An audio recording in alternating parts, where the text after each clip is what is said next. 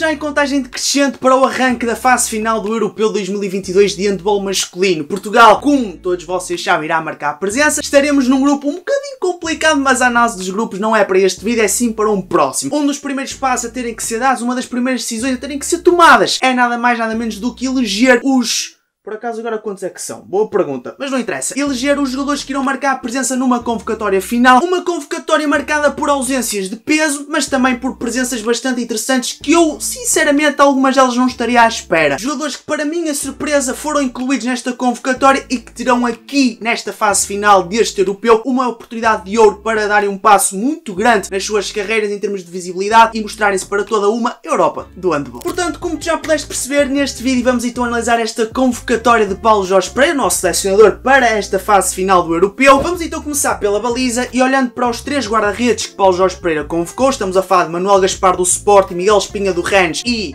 Capdeville do Benfica. Não há aqui nada que me surpreenda. Porquê? Vamos começar por aqueles que já a priori seriam as nossas escolhas e estamos a falar então de Manuel Gaspar do Sporting Clube Portugal e de Gustavo Capdeville do Sport Lisboa e Benfica. Estes dois guarda-redes seriam a priori escolhas minhas, possivelmente também escolhas tuas. São neste momento os nossos dois grandes talentos para defender entre os postos. Depois há aqui a inclusão de um terceiro guarda-redes, Miguel Espinha, guarda-redes do Rennes, que esta temporada está a brilhar a olhos vistos. O ano passado esteve na equipa do Huesca de Espanha. É um nome que se calhar a ti não te soa tão familiar, mas ele é um guarda-redes de tremendíssima qualidade que em Portugal representou a equipa do Benfica, se não estou em erro. Eu até me arrisco a dizer que se não fosse o facto de Manuel Gaspar e Capdeville estarem mais rodados na nossa seleção, terem mais internacionalizações, terem uma maior presença e uma maior relação com o grupo, eu diria até mesmo que Miguel Espinha iria ser o nosso guarda-redes titular para a grande maioria dos jogos desta fase final do europeu. Passando para a linha de centrais, e a nossa linha de centrais se calhar peca por curta em termos de número de jogadores, mas em termos de qualidade, meus amigos, é para encher aquela primeira linha da nossa seleção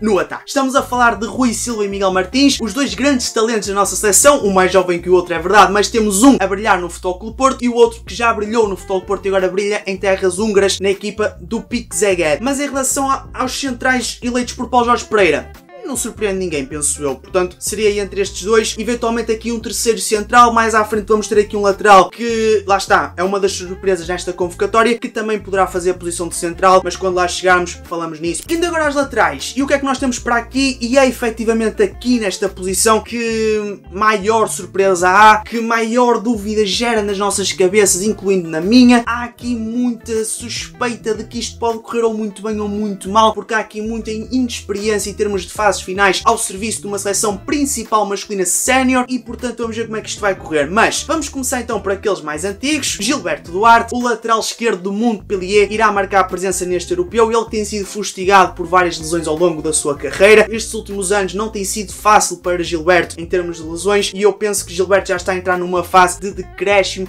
muito por causa dessas lesões que tem vindo a enfrentar e portanto a qualidade dele já não é a mesma de há uns anos atrás. A idade também não ajuda, vai avançando é verdade, mas eu penso que ele ainda tem muita cuidado para mostrar à seleção. Se calhar não podemos esperar um Gilberto a ser a peça preponderante da nossa seleção, mas o que ele irá fazer, principalmente na defesa, será muito importante, acredito eu, porque aqui também temos uma outra ausência. Neste caso estou-me a referir à linha de pivôs e Gilberto poderá compensar essa ausência de certa forma, mas já lá vamos. Depois temos Ángel Hernández, jogador que em Portugal passou pela equipa do Futebol Clube Porto. É um jogador que tem poucas internacionalizações por Portugal, portanto o mais recente que eu me lembro de o ver foi nestes últimos amigáveis frente à Alemanha que Portugal disputou e desse pouquinho que eu pude ver dele a jogar, é um jogador que ainda tem que ganhar algum entrosamento com a equipa, é um jogador muito forte fisicamente e isso poderá ser uma forte vantagem para certos jogos, para certas estratégias que Paulo Jorge Pereira poderá adotar nesta fase final do europeu. A seguir, e continuamos pelos laterais e temos aqui Daniel Vieira, um jogador que faz parte dos quadros de artística da Vanca e que é um jovem jogador de 20 e poucos anos, 21, 20 anos, 22 por aí.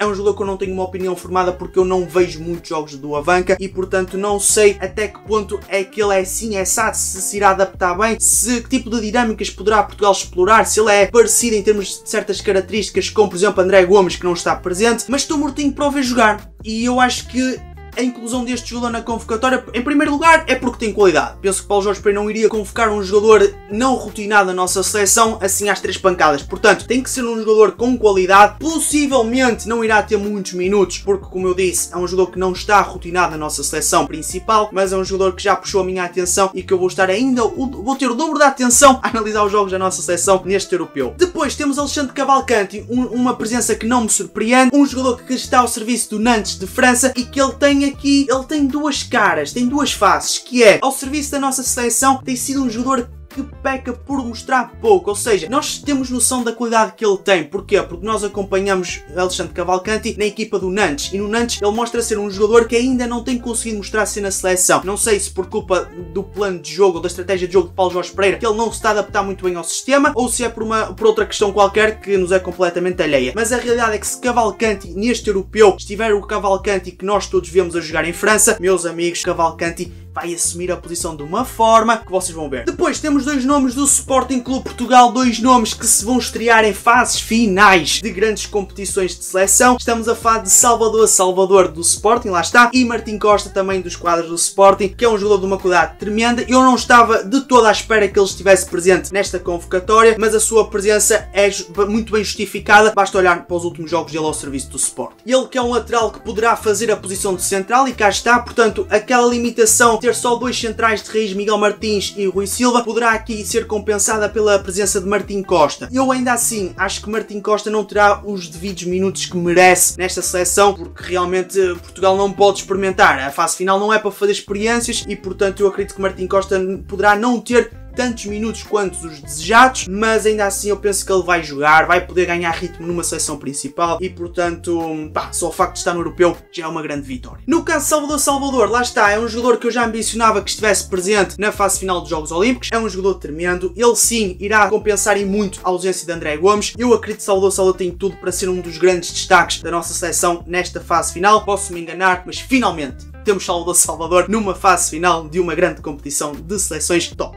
Por fim, nos laterais, falta falar de Fábio Magalhães, que lá está, um lateral com uma cabeça super inteligente de central, mas que raramente ou quase nunca faz a posição de central, mas é um central adaptado a lateral esquerdo, no fundo é isso que eu costumo dizer, é o que toda a gente diz, partilhamos toda a mesma opinião. É um lateral incrível. Fábio Magalhães será muito importante no jogo em troco pivô no 7-6, que Paulo Jorge Pereira irá utilizar, e Daimar Salina, que já lá vamos aos pivôs, mas Daimar Salina e Fábio Magalhães têm ali uma química muito boa de Futebol Clube do Porto em termos ofensivos no 7-6, e na seleção vão pôr isso à prova e vão nos dar muitos golos, acredito eu. Vamos então agora saltar para as pontas, e nas pontas não há grandes novidades, para vos ser sincero. Vamos começar pela ponta esquerda, e na ponta esquerda temos Diogo Branquinho e Lionel Fernandes convocados. Os dois pontas do Futebol Clube do Porto, Lionel Fernandes que ultimamente tem estado em maior destaque do que Diogo Branquinho na equipa do Futebol Clube do Porto, mas ainda assim são dois pontas de tremenda qualidade, ainda que Branquinho se calhar possa estar um bocadinho mais em baixo de forma quando comparado com o Lionel, mas são dois jogadores que se complementam muito bem. Indo agora para a ponta direita, e sabendo que Pedro Portal não pode ser opção porque encontra-se lesionado, a escolha fica ainda mais óbvia. António Areia tem que ser presença nesta seleção, é um jogador que quando se imprime a folha para Paulo Jorge Pereira preencher com os nomes, António Areia já vem lá impresso, portanto é um jogador que tem que estar, é um jogador de carimbo desta seleção, ainda que ele ultimamente não esteja em grande forma, na minha opinião, ao serviço do Futebol Clube do Porto, é um jogador que tem que estar aqui. Eu penso, ele parece-me ser, posso estar enganado, mas parece-me ser um jogador muito importante em termos de balneário, um jogador muito importante mesmo em jogo, no próprio jogo, é um jogador que quando está em boa forma aparece, e aparece muito bem, e a ser decisivo. Como outra opção viável para a ponta direita, temos Francisco Tavares, e finalmente temos Francisco Tavares a marcar a presença numa fase final de uma grande competição de seleções sénior masculino. Cá está. Falei de Salvador, Francisco Tavares tinha que estar também, é um jogador que eu já estou há muito tempo a dizer que tem que marcar a presença, é o futuro da nossa ponta direita. António Areia já não vai para novo, Pedro Portal também não, temos que começar a preparar a sucessão, Miguel Alves vai ser o próximo a marcar a presença aqui, e portanto o Portugal nesse aspecto tem grandes soluções para as duas pontas, é incrível, e Francisco Tavares é um jogador de tremenda qualidade, um jogador que tem uma frieza tremenda, e Portugal só tem a ganhar em tê-lo na nossa seleção. Por fim, mas não menos importante, temos os pivôs, e vamos já começar por uma grande novidade, ou pela grande novidade na linha de pivôs. Alexis Borges, em primeiro lugar tenho que dizer isto, está de fora da convocatória devido à lesão, se não estou em erro, e a grande novidade, a grande surpresa para a linha de pivôs é a inclusão de Tiago Sousa, pivô do Águas Santas. Um pivô de 24 anos, não estou em erro, 22, 21, 23, 25, não sei, é por aí. Mas um pivô que eu também, à semelhança de Daniel Vieira, não tenho uma opinião formada, mas acredito que seja um pivô de grande qualidade. Eu fui ver números dele e tem números muito interessantes para um pivô. Eu acho que ele poderá não ser uma primeira opção, ainda por cima o Paulo Jorge Pereira convocou 4 pivôs, portanto eu acredito que ele seja a 4ª opção, mas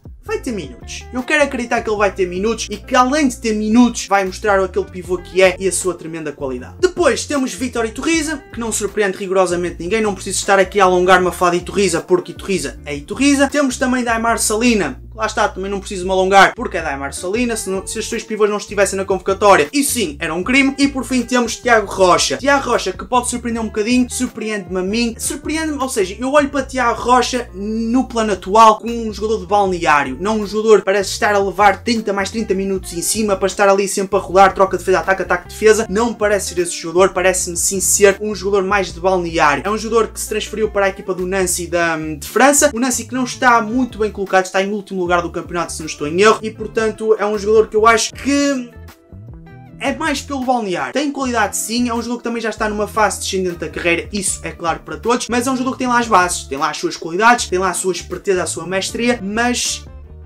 entre Tiago Sousa, que é um jogador que está em ascensão, e Tiago Rocha, que é um jogador que está em decréscimo, eu não sei qual dos dois será o 4º pivô da nossa seleção, porque um terá um papel de evolução, de crescimento, de aprender, de ganhar entrosamento, de perceber como é que funciona um balneário de seleção, que é o caso de Tiago Sousa, e depois há Tiago Rocha, que é um papel bastante diferente, que é um papel de balneário, de já conhecer o pessoal, de manter aquela coesão do grupo, aquele espírito do grupo, passar aquela última palavra, e além disso, um jogador experiente numa defesa como a nossa, contra equipas bastante experientes também, poderá fazer a diferença. Agora, Tiago Rocha para um plano ofensivo, não me parece. Para um plano defensivo, pode ser arriscado e eu não sei em que condição física está Tiago Rocha. Eu posso estar aqui a ser muito injusto para o Tiago, mas eu não sei em que condição física está Tiago Rocha. E portanto eu parto do princípio que, tendo a idade, tendo o clube que está atualmente a representar, os resultados que o clube não está a ter e que ele é jogador do clube, obviamente. Eu com esta teoria toda fico assim meio de pé atrás, mas tendo em conta as baixas que Portugal tem, Tiago Rocha é uma excelente opção para marcar a presença nesta fase final. Dar destaque também a uma ausência que eu não falei porque me esqueci, pronto, mas dar destaque também a uma ausência que é de Belon Moreira, e Belon Moreira também era um jogador que podia muito bem fazer a posição de central na nossa seleção, bem como a posição de lateral direito, e eu acho que vamos sentir falta de Belon. Belon já não marcou presença nos Jogos Olímpicos, não estou em erro, ou foi aos Jogos Olímpicos só que não esteve no Mundial, ou não esteve no Pré-Olímpico. Opá, ele falhou uma destas 3 provas, mas Belon vai fazer muita falta à nossa seleção. Guys, foi este o vídeo, desejar a maior das sortes à nossa comitiva, um trabalho excelente tem sido feito ao longo dos últimos anos. Vai ser muito complicado porque há aqui muitas ausências de peso, há muita juventude, muito jogador que ainda não tem aquele entrosamento ou não tem aquela experiência nestes palcos, e isso poderá ter um efeito negativo em termos de resultados práticos no final de cada jogo. Agora, são jogadores que vão crescer muito com esta experiência, é uma experiência de uma vida, e eu acho que, tendo em conta as ausências que Portugal teve, este europeu será mais pela vertente de evolução, de crescimento, do que olhar tanto para resultados. E foi como Paulo Jorge Pereira falou: pessoal, o objetivo é chegar à main round. Se nos outros anos o objetivo era ficar em quinta, em décima, em nona, em não sei o quê, este ano é passar a fase de grupos e chegar à main round.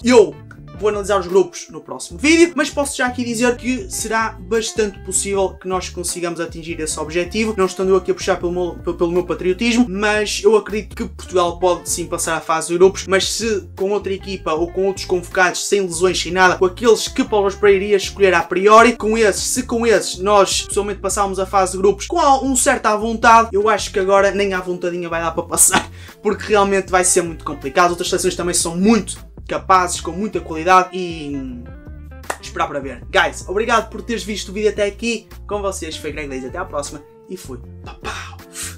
Lindos!